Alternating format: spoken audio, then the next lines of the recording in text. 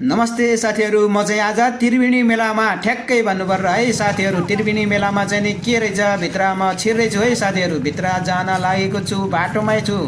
के कस्तो रहेछ हेरौँ सबैजनाले, र के रहेछ यहाँको रहस्य र यहाँको चाहिँ नि महत्त्वपूर्ण चिजहरू चाहिँ नि के रहेछ भन्ने कुरा म आज थाहा पाउनको लागि आइपुगेको छु म त्रिवेणी धाममा।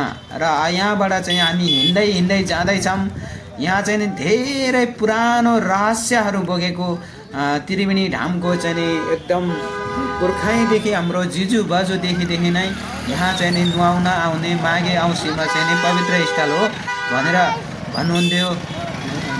र यहाँ चाहिँ नि सबैजना चाहिँ नि नुहाउन आउनुहुन्छ साथीहरू। र साथीहरू यहाँ चाहिँ नि तपाईहरुले देख्न सक्नुहुन्छ यो भिड भनेको त्रिवेणी धाममा चाहिँ नि नुहाएर पवित्र स्थलमा आफ्नो गरेको पापहरूलाई मेटिन्छ भन्ने यहाँको स्थानीयहरूले भन्नुहुन्छ। र निकै यहाँको केही न केही विशेषता र महत्त्वपूर्ण भएर त मान्छेहरू यहाँ गाडीको गाडी बाइकको बाइक र खुट्टाले हिँड्ने मान्छेहरू खुट्टाले हिँडेर धेरै मान्छेहरू चाहिँ जम्मा भइरहेको छ साथीहरू। र यहाँ सबैजना मान्छेहरू चाहिँ नि कोही चाहिँ नि अटो रिक्सामा, कोही चाहिँ नि बाइकमा र कोही चाहिँ नि गाडीमा आफ्नो आफ्नो जे जस्तो खालको साधनहरू छन्। साधन नभउने मान्छेहरू चाहिँ नि आधी बाटोसम्म गाडीमा र अटोमा आएर यहाँबाट चाहिँ हिँड्दै अगाडि बढ्दैछौँ साथीहरू। हेरौँ त्यहाँ भित्रको माहौल र त्यहाँ चाहिँ नि के रहेछ, त्यहाँको विशेषताहरू हामी तपाईलाई देखाउनलाई तयार छौँ।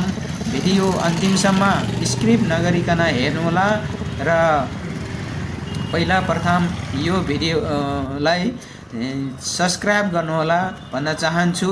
अब तपाईहरुले यहाँ देख्न सक्नुहुन्छ, तपाईहरुले चाहिँ नि यहाँ धेरैभन्दा धेरै मान्छेहरू आइराखेको गइराखेको यहाँ देख्नुहुन्छ।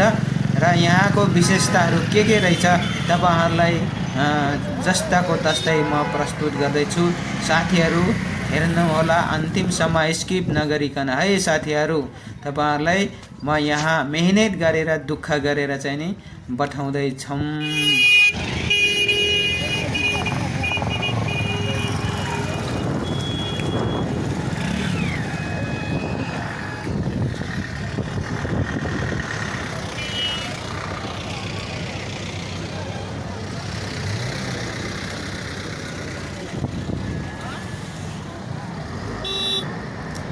यो चाहिँ इन्डियाको गाडी हो साथीहरू। इन्डियामा चाहिँ मालगाडीमा पनि आएको छन् मान्छेहरू। मान्छे त कति छ साथीहरू। मान्छे फर्किने मान्छेहरू है यिनीहरू चाहिँ नि पूजापाठ गरिसकेपछि भ्याएर फर्किने मान्छेहरू हुन् यिनीहरू। यो कुनै ट्र्याक्टरमा पनि आइरहेको छ है साथीहरू। यसरी ट्र्याक्टरमा आइरहेको छ। कुनै चाहिँ नि हिँड्दै पनि आइरहेको छ, गइरहेको छ। कोही पूजापाठ भ्याएर नुहाइ धुवाइ गरेर पूजापाठ गरेर फर्किँदै गरेको छन् भने कुनै चाहिँ नि बाइकमा र कोही चाहिँ नि जाँदै पनि गरेको जाँदै हुनुहुन्छ। र यो चाहिँ नि पार्किङ स्थल हो। यहाँ चाहिँ नि गाडीहरू पार्किङ गरेर राखेको अवस्था हो साथीहरू। यो चाहिँ नि अब तपाईँहरूले यहाँ हेर्नुहुन्छ यो सबै देशीहरू इन्डियाबाट आउँछन् धेरै जसो। यहाँ इन्डियाकै छन् धेरै। नेपालीहरू चाहिँ धर्मकर्ममा त्यति खासै लागेको चाहिँ देखिँदैन।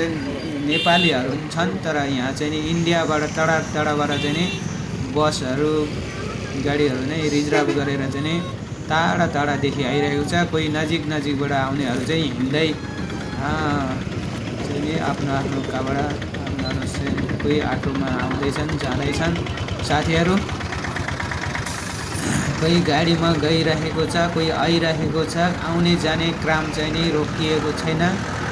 एकदम धेरैभन्दा धेरै मान्छेहरू, धेरै जनसङ्ख्याहरू चाहिँ नि यहाँ भिड हुने रहेछ है साथीहरू। त्रिवेणी मेलामा माघे औँसीमा आज माघको 4 गतेको दिन हो साथीहरू। र यो माघे औँसीमा यहाँ तीर्थस्थल र यहाँ चाहिँ नि नुहाइ धुवाइ गऱ्यो भने मान्छेको मन सफा हुन्छ, राम्रो सोच आउँछ, विचार आउँछ भन्ने कुरा छ।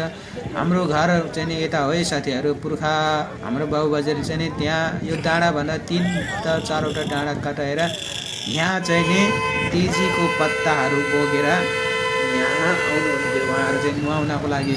हाम्रो जिजु बाजु पालादेखि नै यहाँ चाहिँ नुहाउन आउनुहुन्थ्यो। तर उहाँहरूसँग चाहिँ पैसा हुन्थेन। पैसा नभएपछि उहाँहरूले चाहिँ बाटोमा नास्ता खर्च, खाना खर्चको लागि चाहिँ नि त्यहाँ त्यत्रो टाढाबाट चाहिँ नि दालचिनी भन्छन् है धेरै जसोले। तर हामी चाहिँ नि तेजी पत्ता भन्छौँ। त्यो तेजी पत्ताको घाँसको भारी चाहिँ नि तेजी पत्ता एउटा घाँसको भारी जस्तै हो गाउँमा चाहिँ नि। त्यो तेजी पत्ता चाहिँ नि यो डाँडा छ साथीहरू। यो डाँडा त्यो डाँडाको उतापट्टिबाट 2 त 3 त डाँडा काटेर आरुमखोला उस काटेर चाहिँ नि आरुमखोलाबाट भएर यहाँ चाहिँ नि 4 दिन 5 दिन लगाएर चाहिँ नि यहाँ तपाईँको यो डाँडादेखि उतापट्टि 2-3वटा डाँडा कटाएर यो डाँडापट्टि उतापट्टि एउटा डाँडा, उतापट्टि एउटा डाँडा, उतापट्टि डाँडा 2-3वटा डाँडाहरू छन्। त्यो डाँडा टाढाबाट चाहिँ नि 4-5 दिन लगाएर यहाँ चाहिँ नि दालचिनीको पत्ताहरू बोकेर यहाँ आउनुहुन्थ्यो हाम्रो बुवाहरू हामी सानो सानो हुँदाखेरि। र अहिले चाहिँ नेपालमा लगभग दालचिनीहरू चाहिँ नि नेपालले पनि लगभग चिन्न थालिसक्यो।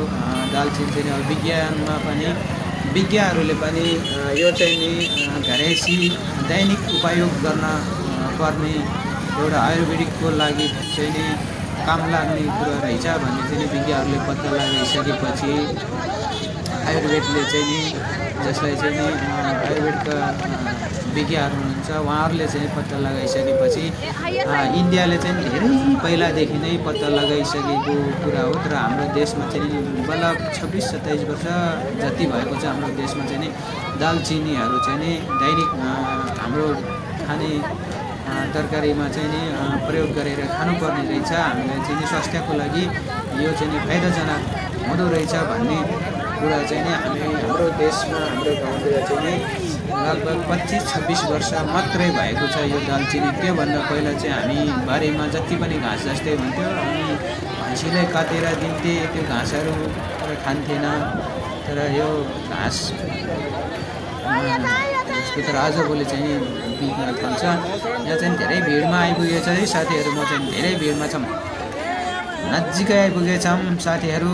यहाँ हाम्रो चाहिँ नि यो भिडभाडमा चाहिँ नि धक्कामुक्की चाहिँ नि एकदम पिलेर गइरहेका छन् मान्छेहरू। मलाई चाहिँ नि अप्ठ्यारो पनि महसुस भइरहेको थियो। र यहाँ यसरी चाहिँ नि औषधिहरू यहाँ चाहिँ नि हाम्रो पुर्खा पुरानो हाम्रो जिजुबाजुदेखि नै हाम्रो बाबाहरूले चाहिँ नि यहाँ बेच्न आउनुहुन्थ्यो दालचिनी अथवा तेजी पत्ताको घाँस भनौँ। हाम्रोतिर चाहिँ घाँस भन्छन्। तर जान्नेलाई चाहिँ नि यो एउटा आयुर्वेद रहेछ। आयुर्वेदको विज्ञानले चाहिँ नि यसलाई दैनिक प्रयोग गर्नुपर्ने रहेछ भन्ने कुरा यो घाँस नै हो। हाम्रोतिर चाहिँ नि घाँस भनिन्छ। बाख्राले अलिअलि खान्छ, भैँसीले पनि अलिअलि खान्छ। यसलाई चाहिँ नि खासै त्यो अवस्था गर्थेन। तर आजभोलि चाहिँ नि यो चाहिँ नि मानिसहरूले दैनिक चाहिँ नि उपभोग गर्ने आफ्नो खानामा तरकारीमा चाहिँ हालेर प्रयोग गर्न सकिन्छ। यहाँ चाहिँ नि बेचेर हाम्रो बुवा आमाहरूले फेरि यहाँका साहु महाजनहरूले चाहिँ नि यसरी थोरै प्लास्टिकमा हालेर पोका पारेर उहाँहरूले चाहिँ नि धेरै पैसा चाहिँ बनाउनुहुन्छ। फेरि यसरी थोरै बनाउने अनि बनाइसकेपछि यो पत्ता फेरि कुँदै कुहिन्न, सुकाएर राखेपछि यसरी डल्लो परेर प्लास्टिकमा प्याक गर्यो अनि झोलामा हाल्न सजिलो हुनको लागि थोरै चाहिँ नि बेच्ने यो सजिलो तरिका र यसरी गरिसकेपछि मान्छेहरूले धेरैजनाले चाहिँ नि सजिलो झोलामा पैसा हाल्न मिल्छ, त्यही भएर धेरै मान्छेहरूले चाहिँ किनेर लाने गरेको छन् र कसैले चाहिँ नि ठुला उसै नै किनेर त्यो नै लिएर गएको अवस्था छ। ल साथीहरू, म चाहिँ नि फाइनली त्रिवेणी घाटमा आइपुगेको छु। यो त्रिवेणी घाटको दृश्य यो हो त्रिवेणी घाट, पवित्र स्थल जसमा एकदम महत्त्वपूर्ण इतिहास बोकेको छ र जसमा नुहायो भने मनका सफा हुन्छन् र मनलाई चाहिँ नि शुद्ध गराउन सकिन्छ। यहाँ पारि चाहिँ नि इन्डिया हो, यो त्रिवेणीको होला, त्रिवेणी पारि इन्डिया, यता वारि चाहिँ नि नेपाल हो।